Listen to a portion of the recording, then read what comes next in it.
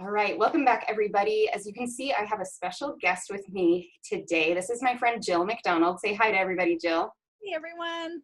I'm so excited to have her with me today because we are going to talk about how to make changes in your home, especially around the nutrition that you're choosing for your family. And Jill is an expert in teenagers because she is a mother of 6 and a brand new grandma as well. So she has been there, done that with this, and I just wanted to pull her into this conversation because, as you guys know, I don't have teenagers yet, but I know that you're really going to glean a lot from Jill's wisdom, and she's got some tips to share with you today. This month, we're talking about change, which is always something we have to face when we are wanting to go from the standard American way of not really caring about our food or our health very much and really becoming intentional about things. And I know that can be overwhelming. So if you've ever felt like stuck or overwhelmed to start taking steps, especially because of a spouse or a child or a teenager that's kind of making it difficult or making you nervous about making those changes, this video is for you. If this is your first time seeing these, I do videos here every single week inside our YouTube channel and our Facebook group. It's called Healthy Living with Danielle Dinkelman. So be sure to go and subscribe or join us there if you want more stuff like this. So that being said, Jill, let's dive in. So I reached out to you. I said, Jill, we're talking about change. We're talking about teenagers. What do you think? Can you join this conversation with me? And you were like, heck yes. And you're excited. You've got some things to share with people. So when I first reached out to you, what was the first thing that came to mind that you wish other moms could know when it comes to making changes in what you're feeding your family? Absolutely. Well, with regards to teenagers, they're not as hard as people think, and they're not as scary as people think. I think there's a lot of stigmatism with teenagers that it's kind of a done deal, and there's no more changes can be made. They're set in their ways. Well, just like anybody, as moms, we desire to eat healthy and we want to do better. And sometimes it's taken us years to get to that place. But teenagers are the same. You just need to introduce some good habits and work on, introducing good quality foods. And that doesn't happen all at once. There are some people that can kind of make those changes overnight, and that's awesome. But I think there's still a lot of things behind the scenes that led to that. And so that's really what I want to hit, is that teenagers are not a lost cause.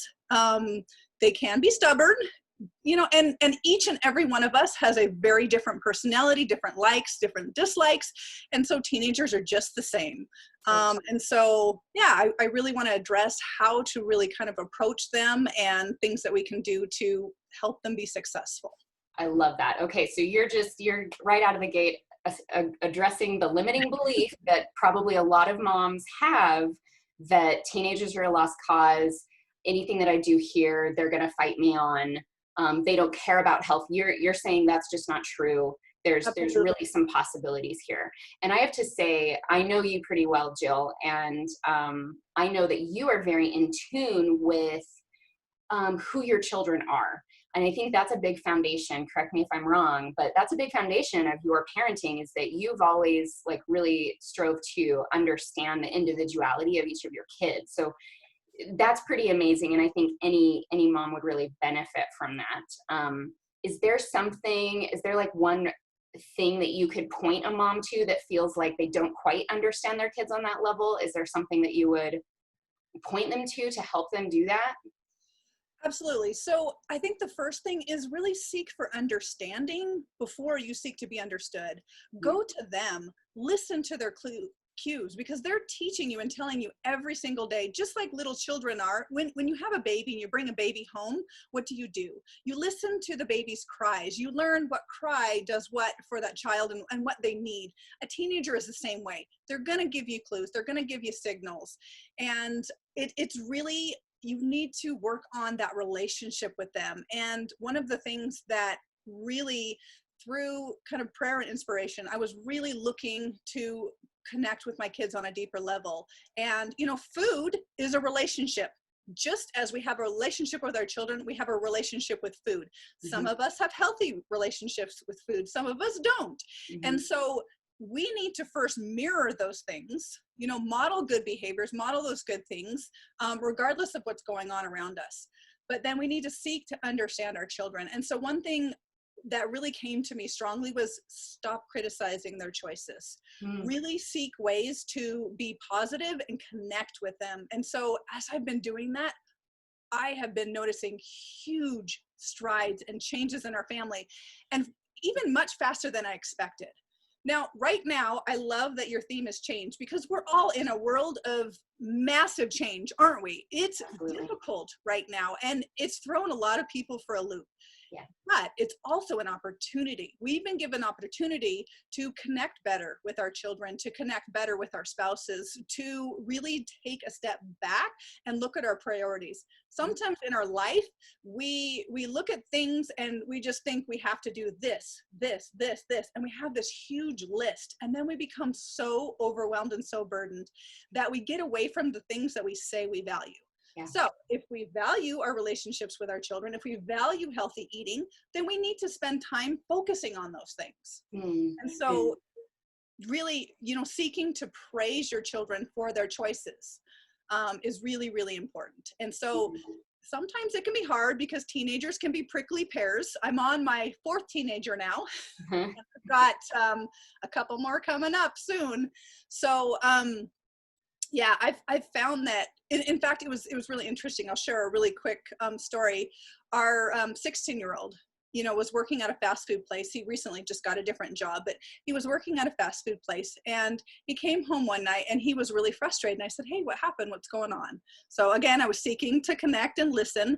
And he said, I have several managers that criticize me constantly. And he goes, "It just doesn't feel good." But he said, "But there's this one manager," he said, "he is always just finding the positive and telling me how much he appreciates the work that I do and how well I'm doing." And he loved that. And so there you go. Those are the kind of things that I'm talking about. My son was telling me right there that he valued praise over criticism. And sometimes we might think, well, yes, that's a simple idea.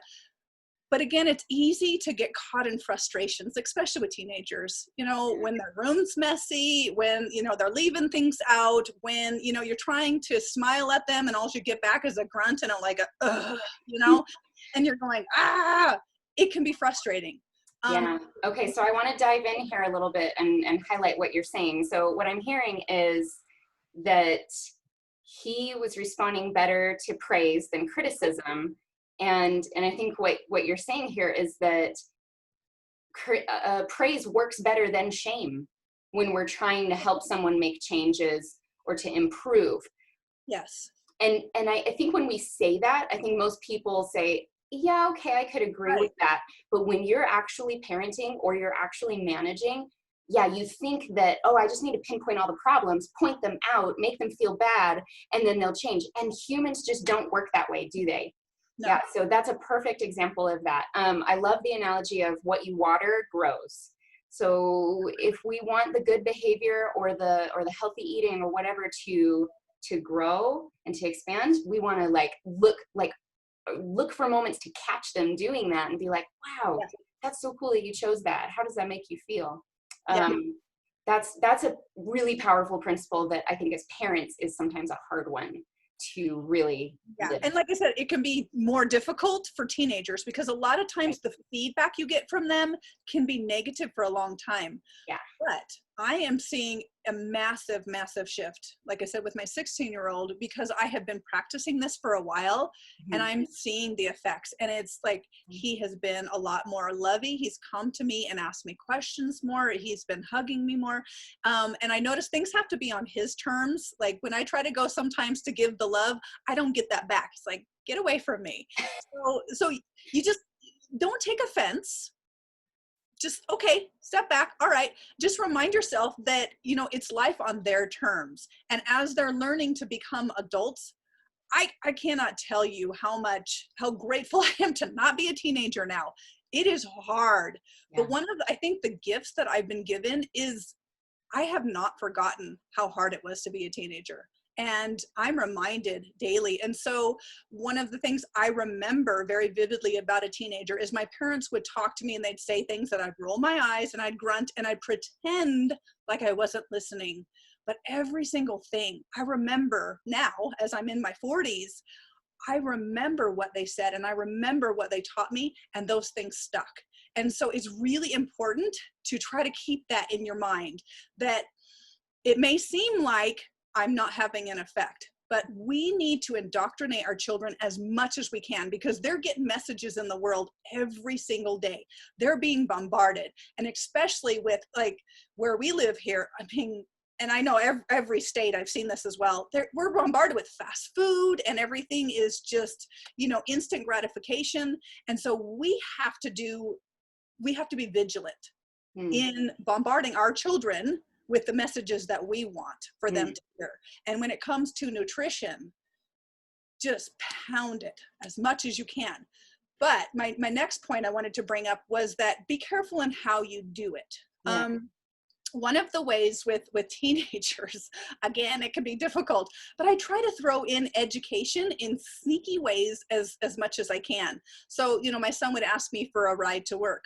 Oh, hey, can you give me a ride to work? Sure. Hang on a second though. I'm getting ready to go to the gym after I drop you off. And so I want to make sure that my body's really fueled with this nutrition. And so I'm going to make a really cool smoothie bowl with some bananas, because those carbs really help me when I'm working out. I say quick little things like that where, you know, it's not like I'm being preachy, but I try to bring in nutrition and education just anywhere I can. So I will slip it in. And especially when they're asking you for things is the best time to be able to have a connection with a teenager. When they ask you for a favor, when they want something, they're a lot more open to listening and to receiving. So that's my kind of second tip. Genius. Get them. Get them when you can. Get them when they're open. Because a lot of times, you know, they're kind of closed and they don't want, you know, they're like back off. But when they're open and they want favors or they want something, that's when I hit them. Okay, I love this. This is exactly why I brought you on, because I knew that you would have like really specific things that you have seen work with your kids. So to recap a little bit of what you said here, like, so at first you said, well, don't focus on the things they're not doing. Don't shame them. Don't criticize them. But you're saying talk about food, teach about food. But you're saying those can be two separate things. Like when they're making their food choices, don't pick at them. No, that's not. When you see opportunities to teach, take them. But I think sometimes we can, with good intentions as parents, sometimes we can overlap those two things and be like, try to catch them in the moment and be like, you know, you shouldn't be eating that because da da da da da. And that's what you're saying is maybe a little bit more of the preachiness. A little bit, yeah. Yeah, really, because the quickest way to get a teenager to sit down is to try to preach at them. They're not going to listen. So find ways to praise them for what they are doing, just everyday life. You know, hey, I noticed you put the toilet seat down. Thank you. I really appreciate that. When I went to the bathroom, you know, it was down for me. Good job. And, you know, just catch them doing good. And then when they ask you for a favor, just slip in a little quick, you know, hey, you know, I've got to get my smoothie bowl in real quick to fuel myself. I'm going to have this right before I go to the gym. Yeah. And I'd be happy to take you, you know, cool. Just something like that. Cool. Just slip it in, be real sneaky. Awesome. Wonderful. Okay. Was there anything else? Are there any other tips that you really think that moms with teenagers should know when they're trying to do this thing? The biggest thing that has helped me is start where they're at. Now, a lot of teenagers have sweet tooths. So that's where I start. Yeah. I started with my desserts and the snack food and stuff. And all of my family loves my nice cream. So I usually start out with a base of bananas. So I'll buy a big 40-pound box of bananas. And you may think, well, I only have a couple kids, or, you know, whatever you have. You would be surprised. When those bananas, let them get really nice and ripe and with the brown spots, and then peel them and put them in, you know, Ziploc bags or little Tupperware containers, put them in the freezer. And you'd be surprised. I can go through like 6 bananas for, you know, 2 to 3 servings of nice cream. And so I'll blend that up sometimes with a little bit of peanut butter. The other day I did one with banana, a little almond milk, some vanilla, and then just a little bit of frozen pineapple. My kids went nuts over it. My teenagers love it. Now there's a lot of other things where if I'm trying to go full out, I made this soup, and this was a lot of years ago, but I made this soup and I just thought, I'm going to double the recipe. I'm going to really maximize my time and my effort. And so I made this soup and it burnt on the bottom and it tasted so bad. And I kept trying to rescue it and I added more and more and more. And it was just bad. And it was getting late. I was tired. I was hungry. The kids were hungry. So anyways, we ended up just chucking that and I think making some peanut butter and jelly sandwiches. And I mean, this was quite a few years ago. They still bring that up. And you know what? Now I'm in a place, at first it bothered me all those years ago. It's probably like 15 years ago. Now I laugh about it and they'll say, remember that soup, Mom? I'm like, yeah, that was so terrible. And then I say, I'm so glad I've gotten so much better since then. And you guys love what I make. So I'll throw in things like that. But I started with dessert. I started with things that I knew. So look at your kids, especially teenagers, kind of look at their eating habits. And of course, a lot of them like junk food. They like fries and things because sometimes that's what they've grown up with. And when they're going to school, that's the type of things they're eating. And so don't expect to change those things overnight. It's a lot easier if you start when they're younger. But if you haven't, it's not over. You still have an opportunity. Sometimes it just takes a little longer. And sometimes you don't see the benefits of that until they're teenagers. Or until they're adults and maybe married. And sometimes kids become more conscious of that. Like our oldest now is married and we have our first grandbaby. And now she's been starting to kind of come back to me and ask me questions. And she's 21. And so she's a lot more conscious now that she's, nursing her baby and she's married and has all these other things going on. Yeah. So you might not see the fruits of your labors until a few years down the road. But I promise you that your effort is not in vain, that it does have an impact. So it does make a big difference. So I started them, with desserts and stuff. The next kind of thing I started a little more recently, and this is going really well. I'm so excited for this. So I signed up for some cooking classes online, and along with the cooking classes come some skill type classes, and this is involved for the whole family. So one of the lessons is about knife skills. Help your kids to be comfortable and confident in the kitchen. Have them work alongside you. And I was so surprised. At first I didn't quite invite my teenagers. I was doing it with the younger kids. And my teens came to me and they're like, what about us, Mom? And I thought, oh, I didn't know you wanted to do this. Yeah. So the younger ones kind of got a butter knife and we were working on our knife skills. And the older ones got, the sharper knives and absolutely loved it. Mm-hmm. So find ways to incorporate your kids in the kitchen. And my goal eventually is to have each of the kids, I've heard many moms do this, have a night where they cook. And my 16-year-old does do that at times, and we're working on helping him learn how to go from the beginning and follow a recipe out, because I think most parents, their goal is to have their kids be self-sufficient by the time they leave the house. Totally. So to be able to cook their own meals and to be able to know those things, it's not just a given. Take time with them. And that is one of the best ways. We've had some food fights in the kitchen and kids love that. So be playful, have fun, get in there with your hands, and teenagers respond really well to that. And I was so surprised because at first, I just kind of thought my younger ones were going to be more into that. And a couple of my teenagers have come to me and like, hey Mom, well, you've been working with them. And so, help them see what the process of cooking is. One of the things I like to do is get all my food out for my recipe all at one time. And then I use, as I use it, I put it back and then I clean up. Teach them good skills, good habits, teach them to be successful so that when they leave the home, they're confident in those things. My 20-year-old, he is like the master seasoning guy. He's really good at his seasonings. And at first he wasn't very on board with with the way that I was eating and what I was trying to introduce. And he was quite a bit older at the time, but then he ended up getting a girlfriend that was vegetarian. And so all of a sudden he was coming home and making me avocado toast with tomatoes, and he was all excited about that. So there's ways too, you can bring in other influences. That always helps. So That's awesome. yeah. Okay, so I have a few just like rapid fire questions for you. Can we, is that okay if I just like, I'm just thinking like, okay, people with teenagers, what are some other questions they might ask?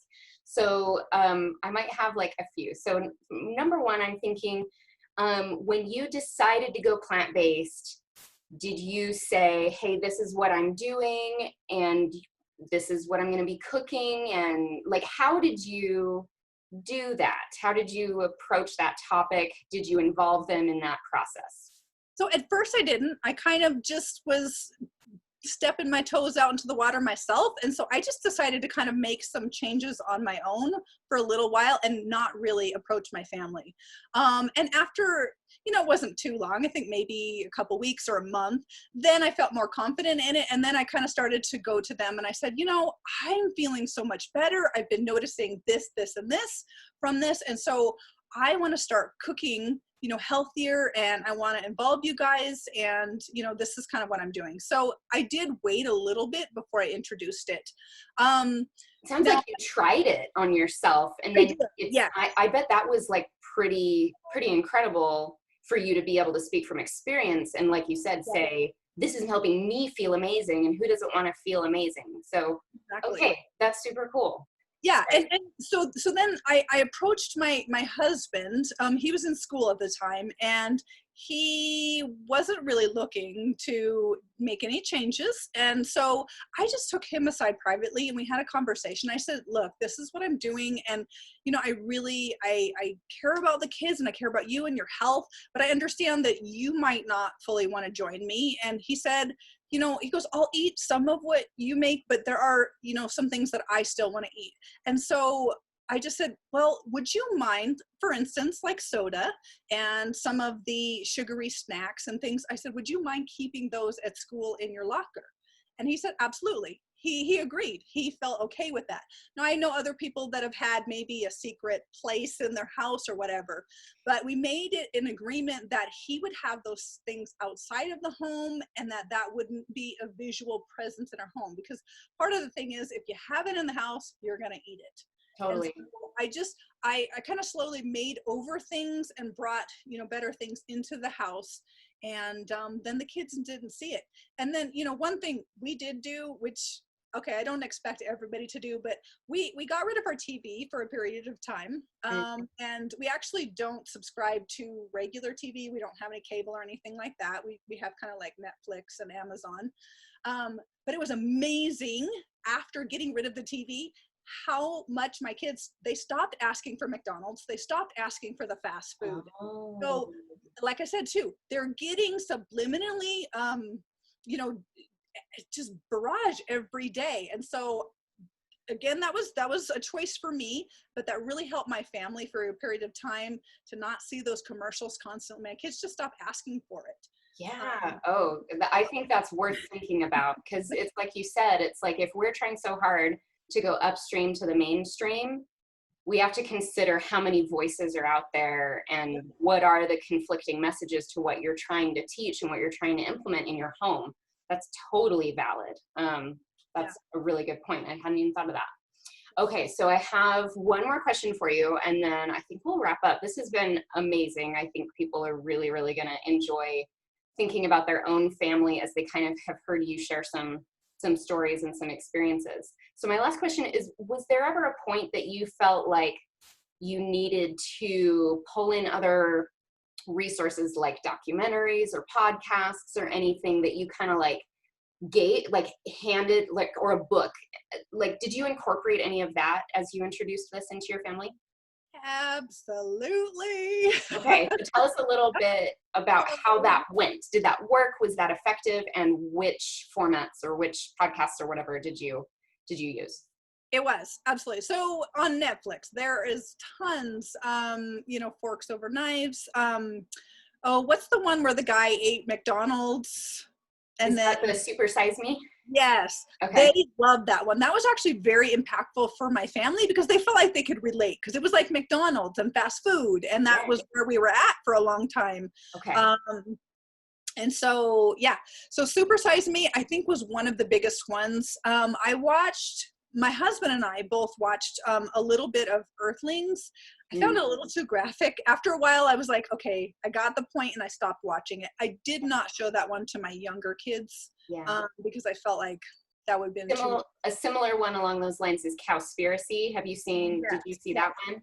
So we have kind of once a week, we have family time where we get together and we hang out, we play board games. Sometimes I'll do a little lesson and teach them some things.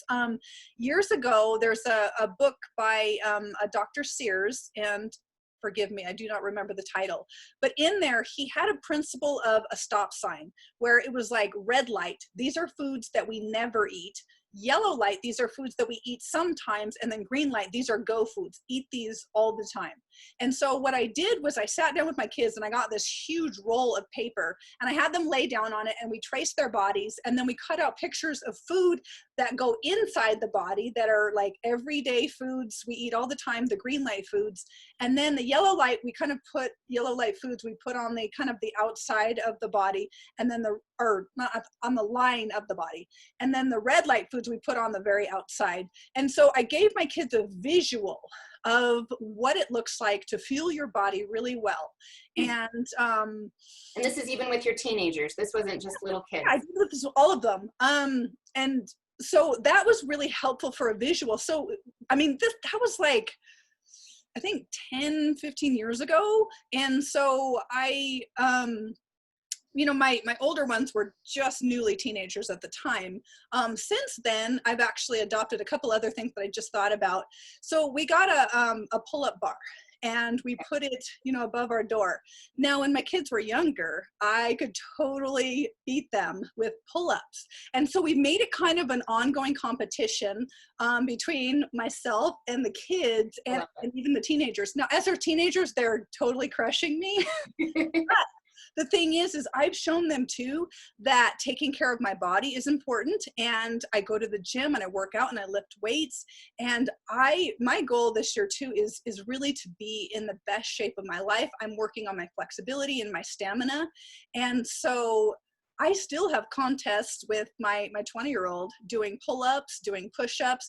And so I like to be, again, sneaky like that. Whereas, and then I talk to him, I'm like, man, I am so glad that I had that, that Buddha bowl today, and those carbs were amazing. And I have all this energy now. And, so we just kind of, we have contests, and that works really well for teenagers. They love to be competitive. And so, I'm indoctrinating them anytime I can. I fit those things into our family night each night. And I try to think about ways that I can give them some positive messages without being overly preachy. I try to make it fun. And then we'll have competitions throughout all, the week and do the pull-ups and stuff. And it's a lot of fun. And I've actually heard them bragging about me to their friends. My mom can do this many push-ups and she can do this many pull-ups. I'm like, yes. That's awesome. Okay, you are, and I want to give people like some perspective. Like, you're not a marathon runner. Like, you've not been an athlete your whole life. You have made some choices that you've, just like you said earlier, that you've started to really prioritize caring for your body. And you are living that, you're modeling that to your kids, and they're responding. And now, like, anytime we just decide to do something as the mom, I think I've said it before, of like, just lovingly put your foot down. Like, it's okay to just decide and say, hey kids, this is what we're doing. And then to create whatever latitude you need within that. And it sounds like you have done that so beautifully, and I know that your kids already have and will still benefit from everything you've done. So thank you for sharing your wisdom with us. Absolutely. Yeah. I love it so much. I don't shame them when they make choices to eat fast food, I don't want to let them make their own choices when they're out of the home. Yes, and that's one of our rules, and I'm glad you brought that up real quick. So within the home, I have control. It's my domain. Outside of the home, I don't. And so when you try to, I kind of have a saying, force is divorce. And it's not that I'm going to divorce my husband or my kids or anything, but what it is when you try to force somebody, they'll divorce themselves from you emotionally. They put up this wall, they separate themselves from you. And so the thing is I cannot control my kids 24/7. I am not with them 24/7. And when I set a good example, but in my home, that's my domain. That is where I have complete control. And so, I still I give them, some control within my control though. So I give them choices, I'm like, this, would you like this or this? I don't, say, what do you want? I say, would you like this or this? Because these are our choices. I let them know. And then that's my line. And so, yes, that was the biggest thing that changed our lives. It was, I think, probably like 10 years ago. That was a really kind of turning point for us, around 10 or 11 years ago, where I really did. I decided that my health and my family's health was of utmost importance. And so I, made that a priority in my life. And when I made that decision, anything that fell below that line, so, I looked at the scale of, okay, what are my green light foods? What are my yellow light foods? And what are my red? Anything that fell below that line, it was a no-go. And so one of the things real quick is that, too, what is your children's definition of healthy eating? If you don't have things to find, if you don't have goals, if you don't know where you're at right now, how can you know where you're going if you don't have that baseline? And so that was one of the things I did too with education of my children. I wanted to know, what did they think healthy eating is? And why, is it important to eat healthy? What effect does certain things have on your body? And so one of the things we talked about is, say maybe a red light food is a Snickers candy bar. Okay. Maybe a yellow light food would be a granola, but maybe a green light food would be like a chia seed, almond butter ball or something, like a protein bar that you make at home. And so sometimes my kids said, Mom, I know that this is a yellow light food, but I really want it. And I want to pick that instead of the green light food. I'm like, okay. But they in their mind, they knew the difference because we had defined that, and that made all the difference in the world. So then they could make choices proactively because in their minds, they already knew this is a red light food, so I'm not going to touch that. But this is a yellow light food. It's a sometimes food, but I'm wanting that right now. So I'm going to choose into that. And that's where I give them that freedom is I said, okay, here are our 3-level choices. This is what it looks like. And so I educated them, and then they were coming to me and starting to tell me things. And they're like, you know what? My 9-year-old came to me the other day and he goes, Mom, I made a red light choice and my body doesn't feel very good. Oh, okay. I said, do you know that we can do better then? We can choose better? Yeah. He goes, I don't want something very heavy for breakfast. And so for breakfast, I actually just gave him some fruit. He chose to snack on some fruit because he said, I'm hungry, but I knew that if I gave him something kind of bulky and heavy that would be hard for his body and take it time to process, because he'd already eaten some junk, what I choose to do on most of those days is all fast. If I make a choice that's not the best, and sometimes I do, I'm still human, then the next day, sometimes I'll fast. And I try not to do that too often, because if I find myself doing that more, then I know I need to check right here. So, that's what he did the next morning. I said, here, have some fruit. And he came to me later that day and he goes, thank you, Mom. I feel so much better. I love that story. I love that story. You gave him the language, right? You gave him the construct, and then that gave him vocabulary to be able to come and have a conversation with you. And I love how he connected. I ate this. I knew that it was a red light food, and now I'm feeling this. Can you help me navigate? Can you help me feel better again, Mom? So powerful. So powerful. I love it.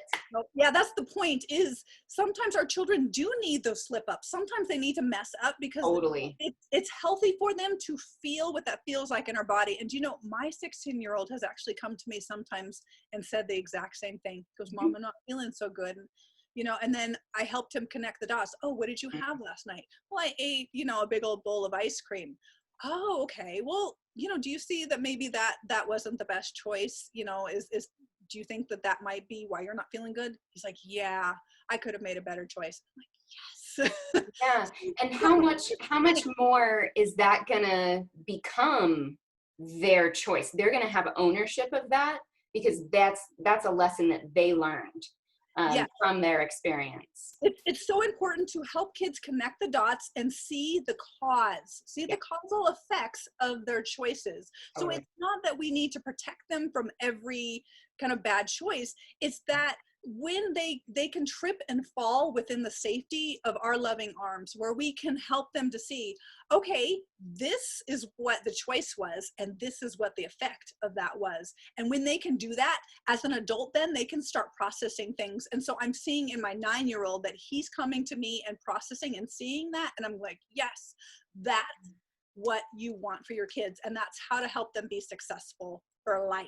I love it. I love it. There's so much goodness here, and so much of what we talked about can apply to anything. But parenting definitely overlaps with health and wellness. And when we're trying to take better care of ourselves, I think it makes sense for us to go ahead and bring our families along with us. In fact, I think it can actually be easier in the long run, because then it's not just you, but you actually get to change the environment and the food that's in your home for yourself and your family. So thank you so much for sharing. I'm sure everyone that listened to this got so much out of that. Again, everybody that's watching, come and find the YouTube channel or the Facebook group, Healthy Living with Danielle Dinkelman. Jill happens to actually be the co-author of the recipe book that you've probably heard about. It's 4 weeks of whole food plant-based dinners. There's a few breakfasts and a few lunches in there, and Jill collaborated with me on that. It probably wouldn't even exist if it wasn't for her. So I'm so glad that you got to meet her and hear what an amazing person she is and the wisdom that she has. So good luck helping your family, and just take it a step at a time, meet your family where they're at, and just decide and move forward together. So thank you again, Jill, and we'll see you all later. Thanks everyone for listening.